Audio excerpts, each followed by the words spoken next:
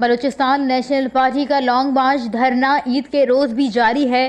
دھرنا گاہ میں سردار اختر مینگل، سیاسی رہنماؤں، قبائلی عمائدین سمیت ہزاروں افراد نے عید کی نماز ادا کی۔ مصون، کلات، خضدار، نوشی سمیت مختلف علاقوں سے لوگ دھرنا گاہ پہنچے اور نماز عید ادا کی۔ سردار اختر جان مینگل کی سربراہی میں ماورائے آئین خواتین کی گرفتاری کے خلاف 28 مارچ کو وجد سے کوئٹہ کے لیے لانگ مارچ شروع کیا گیا۔ لانگ مارچ مستونگ میں لکھ پاس کے مقام پر پہنچنے سے پہلے حکومت نے لانگ مارچ کو کوئٹہ جانے سے روکنے کے لیے لکھ پاس ٹنل سمیت کوئٹہ جانے والے تمام راستوں کو کنٹینرز لگا کر سیل کیا، جس کے بعد سردار اختر مینگل نے لکھ پاس کے مقام پر دھرنا دینے کا اعلان کیا۔ ان کا مزید کہنا ہے کہ خواتین کی رہائی تک احتجاجی دھرنا جاری رہے گا۔ خواتین کی رہائی کے بدلے اگر مجھ سمیت 700 افراد کو گرفتار کریں گے تو ہم تیار ہیں۔ خواتین کی گرفتاری